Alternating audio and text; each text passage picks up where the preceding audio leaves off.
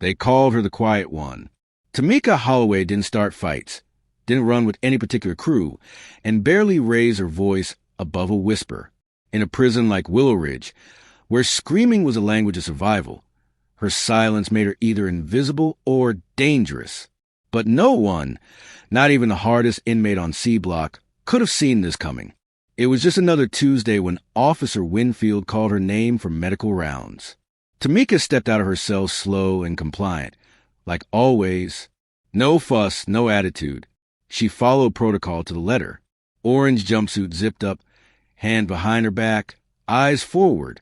The nurses in the infirmary barely glanced at her when she walked in.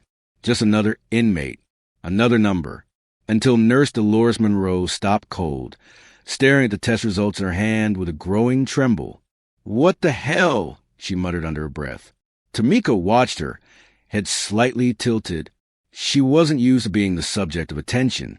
When Dolores finally looked up, her eyes were wide with disbelief. "You're pregnant," she said. The words fell like a thunderclap. Tameka didn't flinch, didn't blink, didn't move at all. It had to be a mistake, a misprint, a bad test, maybe. Tameka hadn't had any physical contact. Not with a man, not with a guard, not even with another inmate. She hadn't touched anyone. And yet there was pregnant. 3 months in, to be exact. Is this a joke? Tameka asked, voice low and measured, but with a sharp edge that hadn't been there before. Nurse Monroe didn't answer. She was already typing furiously into her terminal, double-checking labs, verifying sample IDs. Tameka's blood, Tameka's name, no mistake.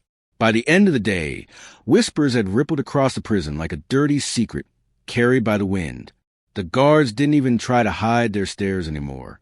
Inmates peered through cell bars with wide eyes and whispers behind palms. How the hell she get knocked up? She'd been locked up since 21. No conjugal, no visits, nada. You think she let one of them guards hit? Nah, that girl don't even talk to nobody. Tameka said nothing, even as the warden called her into his office for questioning. Even as the prison's internal investigator sat across from her with a blank notepad and a loaded stare. "Tell us the truth," he said. "Who was it?" "I don't know," she replied, steady as stone. "That's impossible," he snapped. "You can't be 3 months pregnant and not know how it happened." And yet, here she was, pregnant with no contact. The rumors grew louder. Some inmates said it was divine intervention, a sign from God. Others weren't so spiritual. "You must have done something sick," muttered Tanya James, an old-timer doing life for murder. "Ain't no baby come from nothing." Even the guards looked at her differently now, like she was contagious. Like carrying life inside her meant she was somehow more dangerous than before. They moved her into solitary for her safety. A small white cell with no windows, no noise, and a flickering fluorescent light that buzzed like a swarm of wasps.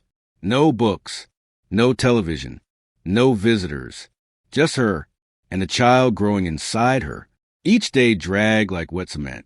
Tameka spent hours lying on the stiff cot, hands folded over her belly, trying to will her mind into silence. But questions clawed at her like wild dogs. She knew she hadn't slept with anyone. She knew her body had been her own. So what the hell had happened? Days turned into weeks. A female correctional officer named Burns slipped her extra fruit during meal rounds. "You need the vitamins," she said, trying to soften her voice. Tameka just nodded, her mind elsewhere. One night, she was awoken by a sound, a faint click like a camera shutter. She sat up, heart pounding, and looked around. Nothing, just a light buzzing overhead. But the feeling lingered. Someone was watching her. And then came the visit. Warden Albright, stone-faced and flanked by 2 internal affairs officers. He didn't sit. He stood in the doorway like a man ready to deliver bad news. "We pulled the camera footage from your cell block," he said. Tameka's stomach turned. "And you never had contact with any staff, male or female. No visits. No walks outside protocol. Every second accounted for." He paused. "Except one night." Her breath caught. "There's a 5-minute window where your camera feed goes black. just static. It's never happened before. He stared at her hard. Tell us what happened. But Tameka didn't have an answer. That 5-minute gap, she didn't remember anything out of the ordinary. Just sleep, no dreams, no visitors, no pain, just darkness. Somebody did something to me, she said finally, her voice cracking for the first time. Warden Albright narrowed his eyes. Then we'll find out who. But in his tone, there was doubt. The next day, she was sent back to her old cell. Inmates watched her walk the tier like she was radioactive. Some crossed themselves. Others scoffed. Only one approached her. It was Destiny Raines, 24 years old, doing 5 for aggravated assault. She slid onto the bench next to Tameka during chow without a word, chewed her cornbread slowly, then leaned in. You not the first, she whispered. Tameka froze. What? I said, you not the first to get pregnant here. She turned and looked Destiny in the eye. Who else? Destiny shook her head. They gone now. Transferred. Moved. Quick.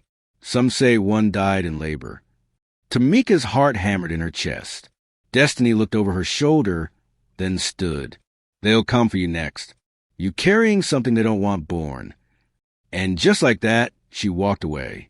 Tameka sat there, spoon frozen in midair, nausea rising in her throat. Not from the food, from fear. The impossible pregnancy was no longer just hers. It was part of something bigger, something hidden. And someone, maybe many someones, would do anything to keep it that way. The morning after Destiny's warning, Tameka Holloway lay awake long before the lights came on in C Block. Her mind wasn't quiet anymore. Sleep had been broken into fragments. Flashes of memories she couldn't trust, dreams that didn't feel like hers, and shadows that moved behind her eyelids even after she opened them. She wasn't safe. She knew that now, not because of the inmates, not even because of the baby growing inside her. It was the silence that scared her most. The administration hadn't come back with more questions. The guards didn't joke or pry anymore. No medical staff returned for follow-up. It was as if the pregnancy had never happened, as if they were waiting for her to forget it too. But Tameka wasn't letting go. She started watching everything. The routines, the guard shifts, which ones lingered too long, who had access to the keys, who skipped to check in, who walked past her door without speaking, but stared just a little too long. That's when she started noticing him. Officer Vincent Brewer. He was tall, late 30s, with a face too smooth for a man who worked behind steel bars. A quiet man, barely spoke more than needed. He was never on her radar before. But now, she started piecing things together. Brewer worked the night shift on the same days her surveillance camera glitched. Every Tuesday and Thursday, the nights where a 5-minute static blackout occurred. On paper, it was nothing, but to Tameka, it felt like a breadcrumb. She watched him move, always methodical, almost too clean, never flinching, never rushing, always lingering near the back corridor near the supply closet where the camera couldn't see. That closet backed up to the infirmary wall, the one with an old service hatch no one used anymore. Or so she thought. One night, long after lights out, Tameka lay on her bunk with her eyes half open. From a crack under her cell door, she saw movement, a shadow blocking the hallway light. No keys jingled, no footsteps echoed, just silence. Then something slid through the bottom of the door, a folded napkin. She waited, listened, counted to 60. No sound. She slipped off the bunk and crouched down, heart pounding as she picked up the napkin. Inside was a syringe, capped, clean, still cold, and a note. Don't speak. Don't resist. You agreed. Her breath caught. She hadn't agreed to anything. Not consciously. But something in her gut told her.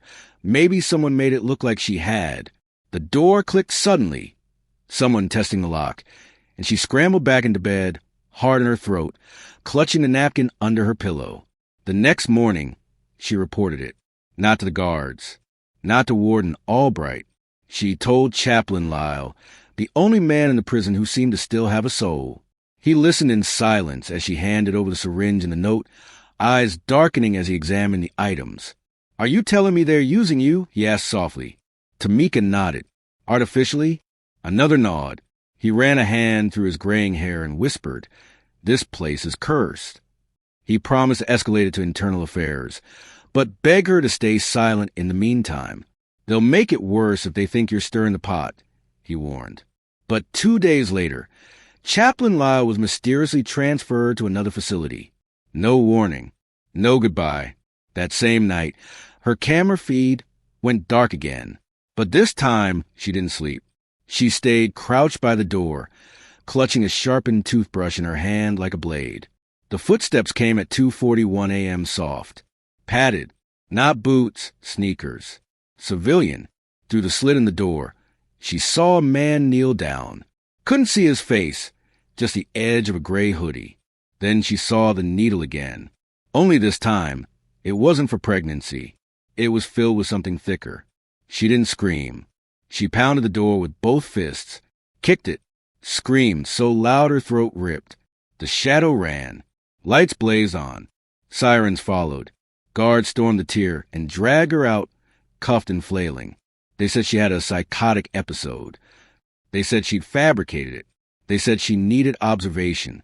They threw her into the psychiatric wing, a white-walled hell with padded restraints and hollow-eyed nurses who didn't blink. She spent 5 days there. 5 days without sunlight, without food she could trust, without the ability to even whisper prayer.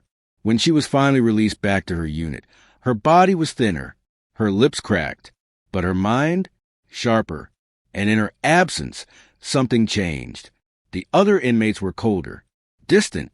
Only Destiny Raines looked in the eye as she walked past and murmured, "They know you know." That night, Destiny slipped her a photo torn from a prison file. A blurry screenshot from a camera angled deep in the infirmary hallway. It showed a female inmate, short, round-faced, with a teardrop tattoo, passing something through a tray slot to another inmate. The caption was cut off, but Tameka knew who it was. Danielle Moss, another woman from C Block, another ghost in orange. She remembered seeing Danielle in the rec yard, quiet and twitchy, always checking over her shoulder. She hadn't seen Danielle since the pregnancy was confirmed. And now, in this blurry image, Danielle was the messenger. Tameka knew what had happened. Danielle had been used. Like her, as a pawn. She knew now that this wasn't about lust or secret affairs or even greed. It was about control. They were experimenting. They were practicing reproduction without consent and using the prison walls to hide it. And Tameka, she was the only one left who knew. But time was running out. She wasn't just pregnant anymore. She was marked. And somewhere in the shadows, someone was waiting for the right moment to make her disappear. There was something sacred about carrying life. At least, that's what they always told you in church. What the preachers yelled from pulpits. What mothers whispered as they ran their hands over swollen bellies. What the world demanded you believe. But for Tameka Holloway, that feeling was gone. Her womb wasn't sacred. It was a transaction, a storage unit, and she'd been rented out without her consent. The deeper she dug, the sicker it got. The prison was quiet now, unnaturally so, as if everyone was waiting for something to break. Guards walked faster. Nurses made less eye contact. Inmates whispered like children in a haunted house. It was Destiny Raines who finally told her the truth. They sat together in the chapel, where the cameras didn't quite reach the back pews, and the echoes drowned out whispers. "They've been doing it for years," Destiny said. "Not just here. Other facilities, too. Places where the oversight's thin and the staff's easy to buy." Tameka stared at her, hands gripping her belly. "Doing what?" "Making babies." Destiny looked away, voice low. "Women on the outside pay for surrogates they can control. Rich women. Desperate ones. They don't care how it's done. They just want a child." Tameka's breath caught. "And we're the surrogates?" Destiny nodded.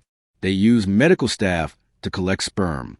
From donors. From men who never even know. Sometimes from inmates at the men's facility across town. Then they inject it in here. Quiet. No paperwork. No trace." Tameka felt bile rise in her throat. And who's in charge of all this? That's the part no one really knows, Destiny murmured. But they say the nurse, Layla Chambers, she was one of the ringleaders. She'd been here almost a decade, always working extra shifts, always in the med files. She recruited the mules. Mules? Women like Danielle. Low sentences. Easy to manipulate. They'd get the syringes through the infirmary, walk it down during mealtime, pass it through a tray slot or a vent. Quick. Clean. Then they'd get moved to another facility before anyone caught on. Tameka remembered Danielle's nervous eyes, her shaking hands. The night she saw her shadow outside the cell door, the syringe. She's dead now, Tameka said. Destiny nodded, lips pressed tight. Yeah, and she's not the first either. Tameka felt her skin crawl. Why me? Because you didn't have nobody, Destiny said quietly. You keep to yourself. No visits. No lawyer sniffing around. No husband to fight for you. You were perfect. Tameka looked down at her belly. The child inside her kicked for the first time. She flinched. It wasn't the baby's fault, but it wasn't hers either. I didn't agree to this, she whispered. Destiny's voice turned cold. None of us did. Later that night, Tameka sat in her bunk and played it all back. The random medical exams, the sudden interest from nurse Chambers, the meals that made her drowsy, the gaps in memory, the 5-minute static feed. It had been orchestrated down to the second. She wasn't carrying a miracle. She was evidence. And someone wanted that evidence erased. She waited until lights out, then used the broken edge of her plastic comb to unscrew the vent cover behind her toilet. Inside was a makeshift stash, torn notes, smuggled photos, scraps of truth. She added Destiny's name to the list. One of the notes, passed to the library cart, mentioned an external contact.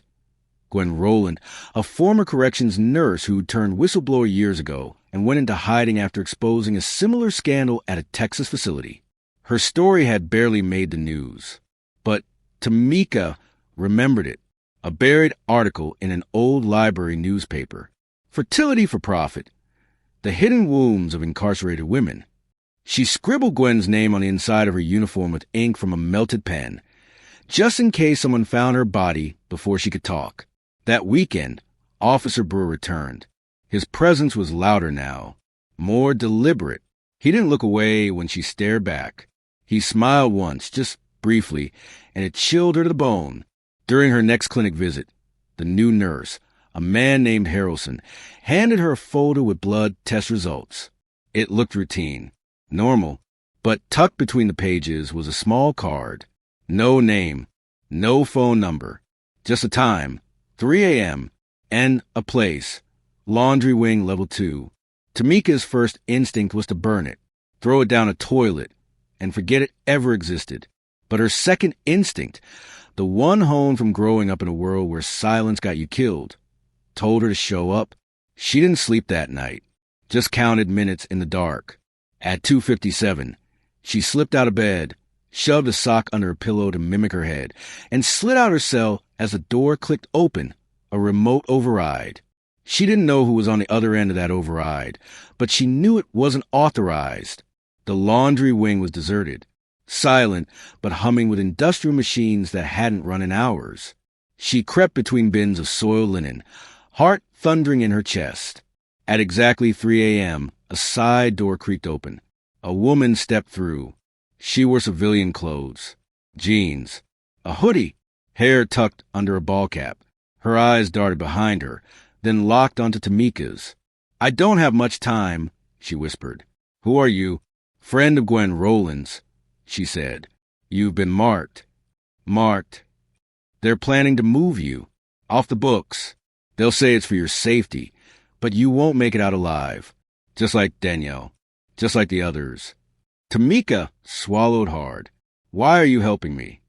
"Because I was part of it once," the woman said. "Years ago. I carried a baby I never met. Signed a paper I didn't read. Spent 6 months in psych for asking the wrong questions." Tameka stepped closer. "What do I do?" "Expose them," she whispered. Before they bury you, the baby changes everything. Once it's born, it's a liability. I don't even know who the father is, Tameka murmured. You don't need to, the woman said. All you need is proof that they used you, that you didn't consent, that the pregnancy was a setup.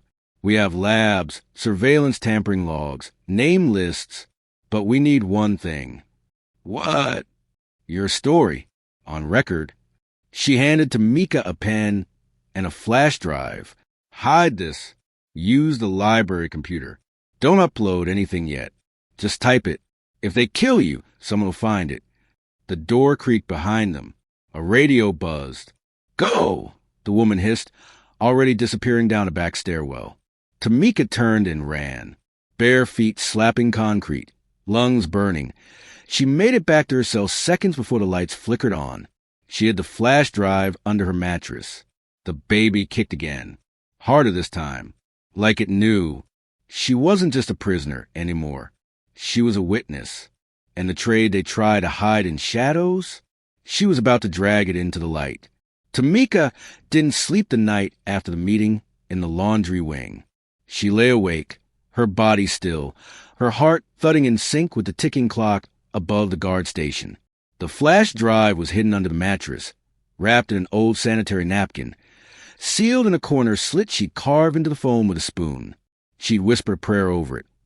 Not because she believed God still watched over places like this, but because she didn't trust anyone else to. By morning, everything felt different. Colder, slower, off. When breakfast trays rolled out, only 4 arrived for cell block C. There should have been 5. Tameka noticed immediately. Where's Moss? She asked the correctional officer distributing trays. The guard, a tall, bald man with pale green eyes, shrugged. Moved out. But something in his tone was too casual, too practiced. Tameka backed away, her pulse quickening. She rushed toward the far end of the corridor, where cell 3B sat empty, the steel door halfway open. Inside, the lights flickered. A single sheet lay crumpled on the floor like someone had struggled. No mattress, no personal items. No, Danielle. That was when the whisper started traveling down the block. She's dead. They say she hung herself. Nah. Man, they found her on the floor. Face down. Eyes open. OD, maybe. Or, they made it look that way. Tameka stood frozen, her hands gripping the cold bars of her own cell. Every nerve inside her screamed that this wasn't a coincidence. Danielle Moss. Once the courier of secrets, the reluctant accomplice in the prison's underground surrogacy ring, was gone, erased, just like destiny warned. That afternoon, lockdown was ordered for the entire block. Rumors swirled that a biohazard had been discovered in the psych ward, but no one believed it. They weren't fumigating. They were silencing. From her cell, Tameka watched them carry out Danielle's body in a black vinyl bag, zipped tight, no dignity offered. No coroner, no family, just 2 officers walking in step, faces blank. The bag sagged in the middle.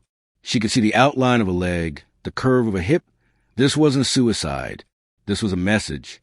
The next morning, Tameka was summoned to the infirmary. 2 guards flanked her all the way to the medical wing. She felt the tension tighten with every hallway they passed. Eyes watching from behind tinted windows. Voices on radio speaking in clipped tones. Inside, Nurse Harrelson waited. He didn't smile, didn't ask how she was feeling, just gestured toward the table. Sit. Tameka sat. We need to do an internal check, he said, already pulling on gloves. For what? To ensure the baby's development is stable. Tameka narrowed her eyes. Since when do y'all care? Harrelson didn't answer. He opened a drawer and removed a long cotton swab, legs apart. She flinched. No, you don't get to say no. But she stood anyway, back toward the door. I'm not letting you touch me. Before she could reach the handle, 2 more guards appeared. They didn't speak, just blocked the exit. Harrelson sighed. You can cooperate, or we can restrain you. Your choice. Tameka swallowed hard. She knew what restraint meant here. Not just handcuffs. Not just shackles. It meant pain.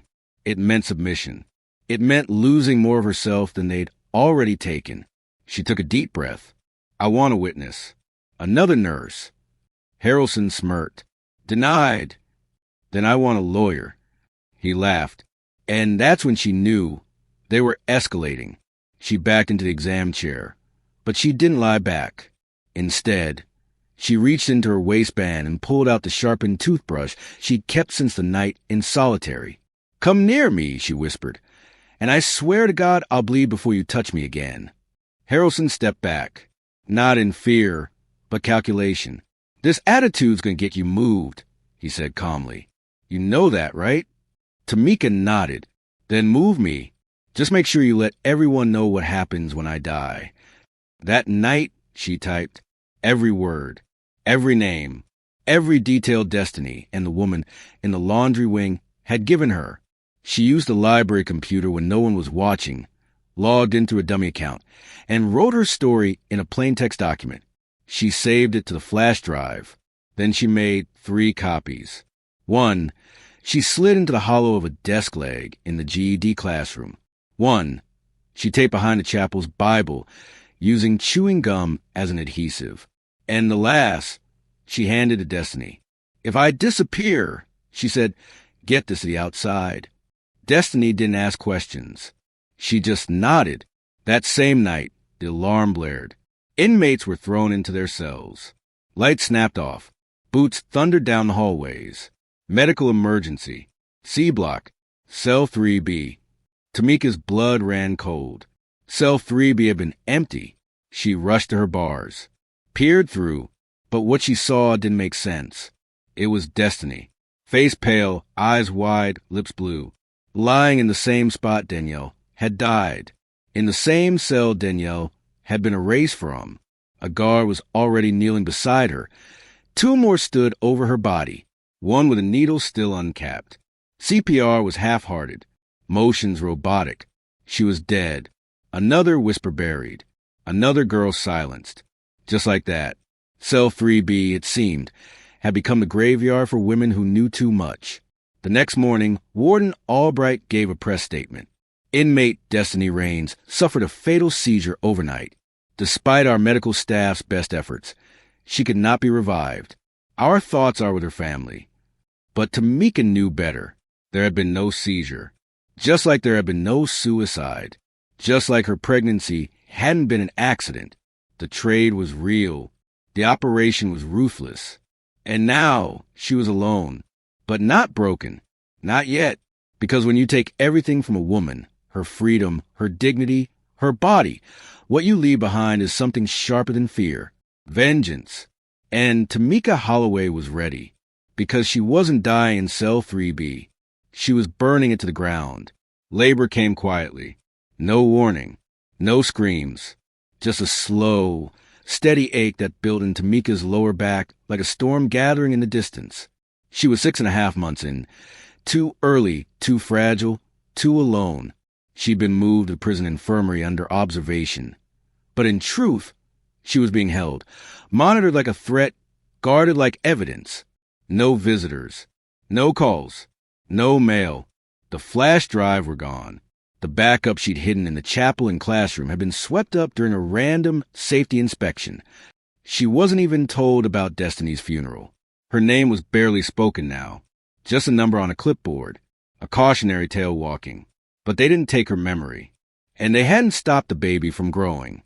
She knew, deep down, they had no intention of letting her survive childbirth. She felt in the way the nurses looked through her, not at her, in the way Officer Brewer smiled now. Smug, final, like a man who believed his secret would be buried with the body. But Tameka had no plans of dying.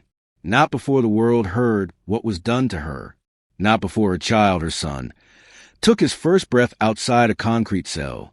And so when the cramps worsened and the pain bent her over like a snapped branch, she didn't cry for help. She didn't beg. She clutched the edge of the infirmary bed, bit down on her knuckle, and whispered to herself, "You survive." For him. At 3:08 a.m., her water broke. The nurse on duty, a woman named Rhonda with a face like worn leather, was asleep in the corner with earbuds in. Tameka screamed. Rhonda startled awake, knocking over her thermos as she fumbled for her walkie. By the time the on-call physician arrived, Tameka was already crowning. Her body felt split in two, the pain radiating through her spine and down her legs like fire. She screamed again, louder this time, voice echoing off the infirmary walls. A guard peeked in, then disappeared. More nurses arrived. Another doctor. Someone strapped her wrists to the rails of the bed. She fought. No restraints, she roared. I'm not going anywhere. But the straps clicked shut. She pushed and screamed so loud she thought she'd break the ceiling. At 3:47 a.m., a sound filled the room no one was ready for. A baby's cry. Thin, shrill, beautiful. The nurses froze. The doctor stepped back. Tameka couldn't move, but her eyes locked on the child as the doctor held him up, small, wrinkled, pink, and gasping. It's a boy, he said softly, as if surprised had actually happened. She sobbed, not out of joy, not yet, out of the miracle that she'd survived, that he had. But the moment was ripped away almost instantly. A nurse cut the cord and walked off with the infant before Tameka could even touch him. Wait, she cried out, straining against the restraints. Give him to me. No one answered. She heard the sound of a door opening, then closing. The crying faded down a hallway. And just like that, her child was gone. Tameka wasn't told where they took him. She wasn't told whether he was healthy, whether he had a name, whether he'd live. Days passed, then weeks. She was moved into solitary confinement again, this time under psychological monitoring. They claimed she was a risk to herself, that the trauma of labor had destabilized her, that she needed rest and silence. But Tameka knew the truth. They wanted her to disappear quietly, the way Destiny had, the way Danielle had, the way so many women before her had, whose names were never whispered again beyond the steel bars. Only now they had a problem, because the baby lived, and with him, so did the story. Outside the prison, a different kind of storm was building. An anonymous source leaked documents to a local news station, lab results, shift logs, surveillance gaps, and a typed affidavit from Tameka Holloway herself. It had been uploaded weeks earlier from the prison library under a dummy account. Someone had retrieved the file before it could be deleted. Her story hit the airwaves like wildfire. Prison surrogacy ring? Inmate claims pregnancy was engineered. Journalists descended on Willowridge Correctional like hawks. Protesters gathered outside the gates. Lawmakers demanded investigations. Civil rights lawyers took up the case. Within 48 hours, Nurse Harrelson was suspended. Within a week, Officer Vincent Brewer was gone. On leave, the statement said, though no one could confirm his location. Warden Albright stopped taking calls entirely. The Department of Corrections was forced to respond. An emergency inspection team was sent in. Federal investigators followed. An independent medical board demanded to see the birth records. And then came the footage. Someone inside the prison, maybe a staff member with a conscience, maybe a tech, leaked a partial surveillance file. It showed a female inmate in the infirmary being handed a syringe by Nurse Chambers. Date stamped, logged, undeniable. The image made national headlines. Tameka's name became a chant. Hashtag Justice for Tameka. But she didn't know any of this. Not until a public defender, a sharp-eyed woman named Naomi Price, stormed into the prison 6 weeks after the birth with fire in her voice and tears in her eyes. You did it, Naomi whispered as she sat across from her in the visitation room. Your story's out. They're coming for everyone. Tameka barely spoke. Where's my baby? She asked. Naomi's face softened. Safe. In foster care for now. But I'm fighting to get him to your sister. Tameka's breath caught. Is he okay? Naomi nodded. He's beautiful. Strong. For the first time in weeks, Tameka let herself cry. She wasn't just a vessel anymore. She was a mother, a survivor, a symbol of something bigger than the prison they tried to bury her in. 2 months later, federal charges were filed against 6 prison staff members. For nurses, 2 correctional officers. Warrants were issued. Facilities were shut down. Audits were launched nationwide. And Tameka Holloway? She walked free. Early release. Full exoneration pending further investigation. She stepped out of Willowridge Correctional with the same slow walk she entered with, but her eyes were different now. She'd been forced to carry a child as part of a dark, hidden trade, but she'd also carried something else. The truth, and that truth set her free. When she held her baby boy for the first time in her sister's kitchen, surrounded by photos, sunlight, and the smell of fresh laundry, she didn't think about syringes, blind spots, or steel bars. She just thought of his name, Isaiah, which meant salvation. And as she rocked him gently in her arms, she knew something else. This wasn't the end of the story. It was just the beginning. If you believe the truth should never stay buried, hit that subscribe button. We bring you the stories they tried to erase, the secrets behind prison walls, twisted family crimes, and the victims who refuse to stay silent. Turn on notifications so you never miss the next chilling chapter. Because on this channel, every story has a voice, and every voice deserves to be heard.